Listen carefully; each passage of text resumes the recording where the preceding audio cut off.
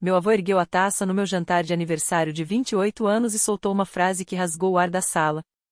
Claire, me mostre como você usou seu fundo fiduciário de 3 milhões de dólares depois de 25 anos. As risadas ao redor da mesa morreram no meio do fôlego. Os garfos pararam. Até as velas pareceram ficar imóveis. Eu senti cada batida do meu coração ecoar nos ouvidos enquanto sussurrei, eu nunca recebi nenhum. O sorriso do vovô desapareceu.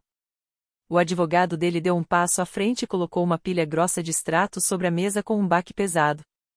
E naquele instante, antes que alguém falasse, eu percebi que alguém naquela mesa não deveria estar com medo, mas estava. Meu nome é Claire Monroe, e por grande parte da minha vida eu achei que ser quieta tornava tudo mais fácil. Filhas quietas não causam problemas. Filhas quietas não desequilibram nada. E na minha família, equilíbrio significava fingir que tudo era perfeito, mesmo quando o alicerce vinha rachando há anos. Eu morava em um pequeno apartamento em Seattle com minha colega de quarto, Jade. Ela trabalhava em uma cafeteria ali perto, sempre com um leve cheiro de espresso e canela.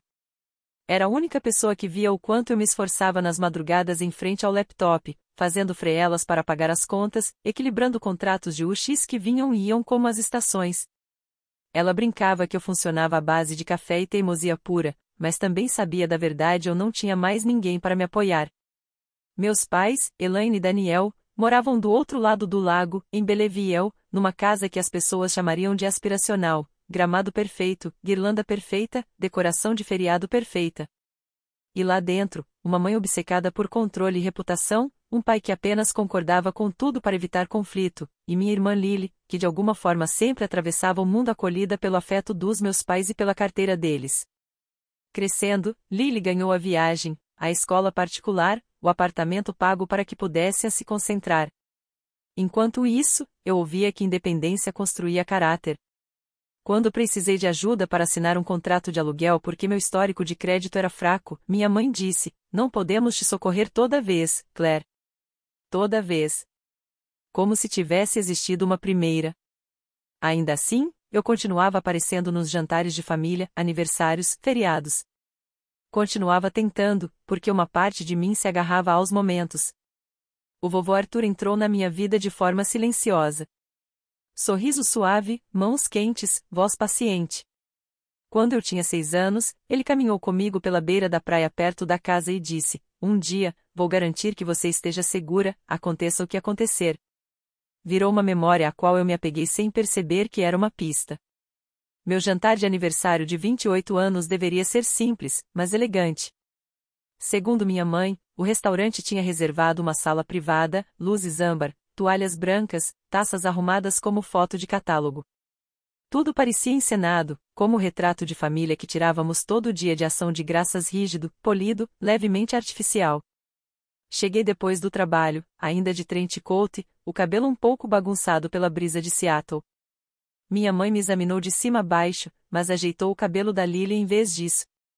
Lily me deu um sorriso, totalmente alheia às correntes subterrâneas da nossa família. O jantar parecia como todos os outros feriados. Lily falando sobre sua nova aventura. Minha mãe radiante, meu pai sorvendo o vinho em silêncio, e meu avô observando tudo com uma expressão que eu não conseguia decifrar. Mantive minha postura firme, como sempre fazia, concentrando-me em cortar a comida em vez de olhar para os rostos deles. Eu não sabia ainda, mas ele estava esperando o momento perfeito, esperando para soltar uma verdade que queimaria 25 anos de mentiras.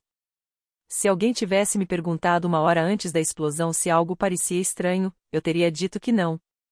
Tudo naquela mesa parecia dolorosamente normal. Minha mãe corrigindo a postura da Lily, meu pai fingindo ler o rótulo do vinho, Lily rindo alto demais das próprias histórias. Mas por baixo disso tudo, algo vinha mudando há meses, e eu sentia isso como um zumbido baixo nos ossos. O jantar começou com as habituais alfinetadas sutis. Elaine comentou o quanto eu tinha me tornado recursosa, naquele tom que ela usava quando queria que todos soubessem que acreditava que minha vida era resultado de escolhas ruins, não de circunstâncias. A Clary sempre foi independente, disse ela, sorrindo para o casal sentado ao nosso lado. Ela nunca precisou muito de nós. Ela disse isso como se fosse um elogio, mas em mim soou como um empurrão. Do outro lado da mesa, Lily girava o bracelete ouro delicado, do tipo de presente que eu nunca recebi. Ela começou a contar a história do fim de semana dela, uma viagem que meus pais tinham pago. Meu pai riu e acrescentou: ela merece depois de trabalhar tanto. Pesquei. Lily estava de pausa na faculdade havia meses. Empurrei o garfo pelo prato, lembrando a mim mesma de respirar. Mas os flashbacks subiram mesmo assim. A vez em que meu carro quebrou na estrada e eu implorei ajuda à minha mãe porque precisava dele para chegar ao trabalho na manhã seguinte. Você é adulta, ela disse, friamente. Se vire. Passei aquela noite ligando para serviços de guincho de emergência, estourando um cartão de crédito que eu ainda estava pagando. O semestre da faculdade em que eu não tinha dinheiro para comprar livros e perguntei se eles podiam ajudar nem que fosse com uma parte. Não podemos ficar te salvando sempre, ela disse. Não é justo com a Lily. Enquanto isso, a viagem da Lily para a Europa no ensino médio tinha sido paga integralmente antes mesmo dela fazer a mala. Sentada naquela mesa de aniversário, essas memórias não só voltaram, elas se costuraram num padrão que eu ignorava havia tempo demais. O vovô me observava em silêncio enquanto os outros conversavam. Ele sempre soube quando algo estava errado, mesmo quando eu tentava esconder. Quando o garçom encheu nossas taças novamente e a sala ficou um tom mais silenciosa, ele ergueu o vinho. E então aconteceu. Clary, disse-lhe suavemente. Por que você não conta a todos como usou seu fundo fiduciário de 3 milhões de dólares depois de 25 anos? A reação foi imediata. Risos agudos, surpresos, altos. Lily deu uma risadinha, achando que era algum tipo de brincadeira. O rosto da minha mãe passou de confusão para pânico e então para um sorriso rígido, colado como maquiagem. Meu pai baixou a taça tão rápido que ela bateu na mesa com um clim seco. Eu senti frio. Não o tipo de frio que faz tremer. O tipo que te esvazia por dentro. Que fundo fiduciário? Eu perguntei. O sorriso do vovô vacilou. O que eu criei para você quando tinha 3 anos. Minha garganta apertou, mas a voz saiu como um sussurro. Eu nunca recebi nada. O silêncio esmagou a sala. O sorriso da Lily se desfez. O maxilar do meu pai travou. Minha mãe me olhou como se eu tivesse falado outra língua. Naquele instante suspenso, percebi que a verdade não estava apenas perdida, alguém a tinha tomado. O jantar não terminou. Ele simplesmente se partiu. Num momento, todos estavam congelados em suas cadeiras. No seguinte, cadeiras arrastaram, vozes se atropelaram, e o ambiente pareceu pequeno demais para conter as mentiras derramando no ar. Minha mãe foi a primeira a se recompor. O sorriso dela voltou tão rápido que parecia doloroso. Pai, ela disse ao vovô, com um tom doce e afiado. Tenho certeza de que a Clary entendeu errado. Ela sempre foi distraída. Você sabe como ela é, distraída. Como se eu tivesse imaginado 28 anos de luta sozinha. Meu pai pigarreou, os olhos presos ao prato. Lily piscava repetidamente, tentando montar um quebra-cabeça cuja existência ela nem sabia. O vovô não olhou para nenhum deles. Ele olhou apenas para mim. Clary, disse baixinho. Me encontre amanhã de manhã. Meu escritório. 10 horas. Não foi uma pergunta e isso aterrorizou todos nós. Saí do restaurante antes que alguém pudesse me impedir. O ar gelado de Belleville atingiu meu peito como um soco. Mas continuei andando pela calçada, passando pelas janelas iluminadas, por famílias rindo e comemorando. Eu não chorei. Não gritei. Só continuei repetindo a mesma frase na minha cabeça, como uma confissão. Eu nunca recebi nada. Quando cheguei ao carro, minhas mãos tremiam. Meu celular vibrou. Era Jade. Como foi o jantar? Ela perguntou. Abri a boca, mas nada saiu. O silêncio contou tudo. Vem pra casa, ela murmurou. Aconteça o que for, a gente resolve. Mas, lá no fundo, eu já sabia. Aquilo não era algo que eu poderia simplesmente resolver. Era algo que tinha sido cuidadosamente escondido, meticulosamente enterrado. Na manhã seguinte, peguei o ônibus cedo para o centro de Seattle. A cidade ainda acordava. Névoa abraçando as calçadas, postes apagando um a um. O escritório do vovô ficava nos andares altos de uma torre de vidro quieto, aconchegante, com um leve cheiro de cedro e livros antigos. Ele me esperava numa cadeira de couro, uma pasta apoiada no joelho. Sua expressão não era de raiva. Era pior de decepção. Eu criei um fundo fiduciário para você quando tinha 3 anos, ele disse. 3 milhões de dólares destinados a manter você segura, te dar escolhas, te livrar de dificuldades. Ele fez uma pausa. Você deveria ter tido acesso no dia em que completou 18 anos. Meu coração afundou. 18? Eu tinha passado aquele aniversário trabalhando um turno em um supermercado. Porque eu não sabia disso, minha voz falhou. Porque eles não me contaram. Vovô me entregou a pasta. Dentro havia uma auditoria preliminar. Linhas de saques, transferências, pagamentos, contas. A maioria recorrente, muitas suspeitas, todas assinadas pelos mesmos 2 nomes. Elaine Monroe, Daniel Monroe. Meus pais não apenas esconderam meu fundo. Eles o usaram por 25 anos. Pagamentos da hipoteca. Reformas da casa. Mensalidades da Lily. O apartamento da Lily. Férias. Despesas com carros. Compras de luxo. Tudo aquilo que sempre tinha sido caro demais para mim. Senti uma queimação subir pelo peito. Raiva, luto, humilhação, percepção, tudo se torcendo num nó violento. Todas as vezes em que trabalhei em 2 empregos.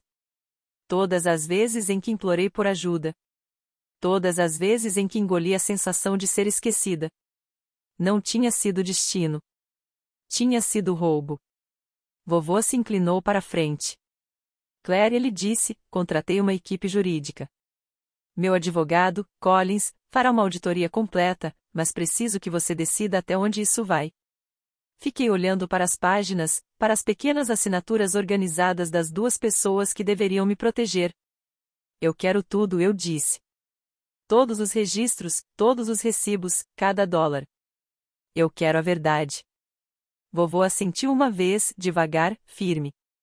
Então pediremos para que eles venham para uma reunião. Eu quero estar lá. Você estará, ele prometeu. E, pela primeira vez na minha vida, eu não era a filha quieta. Nem a esquecida. Eu era a pessoa caminhando diretamente para o fogo. E, dessa vez, eu não seria a que sairia queimada. A reunião foi marcada para uma tarde de quinta-feira, o tipo de dia frio em Seattle em que o céu parece aço escovado e o ar pesa dentro dos pulmões. Vovô insistiu que acontecesse numa sala de conferências privada dentro do prédio dele, território neutro, ele disse. Mas a verdade era que ele queria cada segundo do que estava prestes a acontecer documentado, testemunhado e impossível de escapar. Cheguei cedo. Minhas palmas estavam suadas apesar do frio, mas meus passos eram firmes. Jade me abraçou antes de eu sair do apartamento, dizendo que eu parecia alguém entrando num tribunal e num renascimento ao mesmo tempo. Eu não entendi até ver meu reflexo no vidro do elevador. Minha postura estava ereta, meu rosto calmo, e meus olhos. Meus olhos carregavam algo que eu nunca tinha visto em mim antes. Determinação. Quando as portas do elevador se abriram, Collins estava esperando. O advogado do vovô parecia exatamente igual à primeira vez em que o conheci, cabelo grisalho impecável, terno sob medida e uma pilha de documentos apoiada no braço como uma ameaça silenciosa. Ele assentiu, como se já tivesse avaliado meu estado emocional e decidido que eu estava estável o suficiente para o que viria a seguir. Eles estão a caminho, disse Collins. Eu não perguntei quem. Nós 2 sabíamos. Dentro da sala de conferências, o vovô estava sentado à cabeceira de uma longa mesa de madeira. Seu rosto era indecifrável, mas a tensão no maxilar dizia que ele mal havia dormido.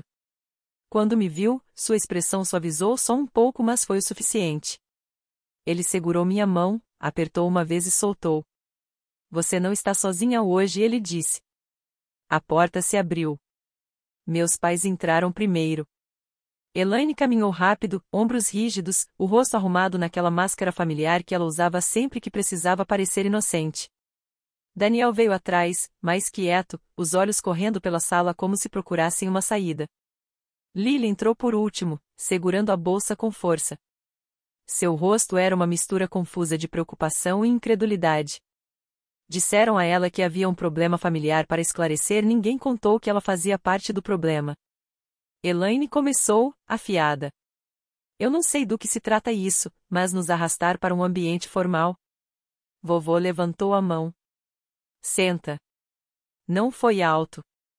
Não precisou ser. Eles se sentaram. Collins fechou a porta, caminhou até o centro da sala e colocou uma pilha grossa de extratos sobre a mesa. O som, um tombo profundo e implacável, ecoou pelas paredes. Lily se encolheu. Meu pai engoliu seco. Os olhos de Elaine se arregalaram. Essas são as suas assinaturas, concluiu Collins. Mais de 25 anos de saques, transferências e pagamentos retirados do fundo destinado exclusivamente a Clary Monroe. A sala ficou muda. Então Collins começou a ler. Ano 1, pagamentos da hipoteca. Ano 2, reformas, remodelação da cozinha. Vira a página. Mensalidades. Não da Clary. Despesas de carro, viagens, saldos de cartão de crédito, aluguel do apartamento da Lily Monroe. A cada palavra, algo dentro de mim se desenrolava. Não era alegria. Nem mais raiva. Era clareza. A clareza que só aparece quando você finalmente vê a imagem inteira, não as sombras que te mostraram a vida toda. A cor sumiu do rosto da minha mãe. Isso está sendo tirado de contexto. Collins nem piscou. O contexto é abuso financeiro de uma beneficiária. A auditoria está concluída. Eu olhei para ela, a mulher que passou minha infância inteira dizendo aos outros que eu era sensível demais. Ela não estava falando comigo. Estava lutando pela própria imagem. Meu pai finalmente falou, a voz fraca. Nós usamos o dinheiro para a família. Não foi pessoal. Eu ri. Não consegui evitar. Não pessoal. Minhas mãos tremiam, mas minha voz saiu baixa, controlada. Quando meu carro quebrou e eu implorei por ajuda, isso não foi pessoal. Quando quase tranquei a faculdade porque não podia comprar livros. Isso era sua ideia de família? Ele recuou como se eu tivesse lhe dado um tapa. Elaine inspirou fundo, levantando o queixo. Clary, nós sempre pretendemos devolver o dinheiro quando... Eu a interrompi. Quando? Quando eu fizesse 40? 50? Ou nunca? Vovô se inclinou para a frente, o olhar afiado como uma lâmina. Vocês roubaram de uma criança. A garganta dela subiu e desceu. Pai, nós tínhamos contas. Todos temos contas, ele respondeu. Mas nem todo mundo rouba da própria filha para pagá-las. Lily finalmente falou, mãe, pai, vocês usaram o dinheiro dela para o meu apartamento, para minha escola. A voz dela falhou. Querida, disse Elaine, trêmula, nós queríamos que você tivesse todas as oportunidades, e eu não tive, sussurrei. Elaine virou para mim, os olhos brilhando com um pânico que não era arrependimento. Claire, você sempre foi tão independente. Você nunca pediu muito. Eu me inclinei. Eu não pedia porque vocês me diziam que eu não podia. Porque toda vez que eu precisava de algo, vocês me faziam sentir que era um peso. O silêncio que se seguiu não estava vazio. Estava cheio de tudo que eles não podiam mais negar. Meu avô bateu na mesa uma vez, firme. Estou revogando sua autoridade financeira, com efeito imediato. Elaine se sobressaltou. Você não pode fazer isso. Posso, ele disse friamente. E já fiz. Daniel afundou na cadeira como se o peso de 25 anos tivesse finalmente caído sobre ele. Lily encarou a mesa, as mãos cobrindo a boca. Collins deslizou outro conjunto de documentos para mim. Isto, ele disse, transfere o controle total dos ativos restantes do fundo para você. O acesso dos seus pais está encerrado permanentemente. A respiração de Elaine falhou. Daniel fechou os olhos. Lily sussurrou, meu Deus, minha mão pairou sobre a caneta. Por um momento, eu não estava assinando um documento. Eu estava assinando uma verdade. Pressionei meu nome na página. A cadeira de Elaine raspou violentamente quando ela se levantou. Clary, por favor, isso vai nos arruinar. Eu levantei o olhar, finalmente enxergando-a com clareza.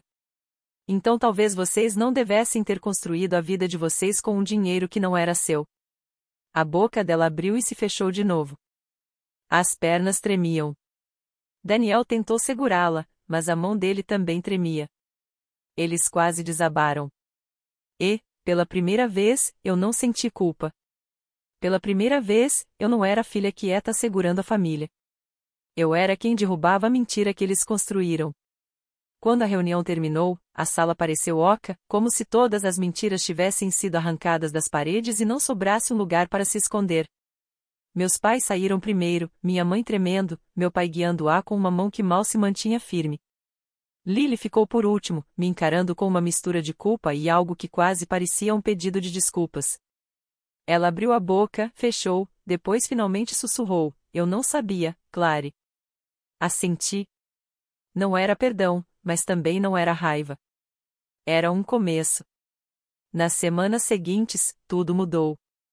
Collins finalizou as transferências legais. Os ativos restantes do fundo foram garantidos em meu nome. Meus pais foram notificados sobre possíveis consequências civis caso tentassem interferir ou ocultar qualquer outro uso indevido.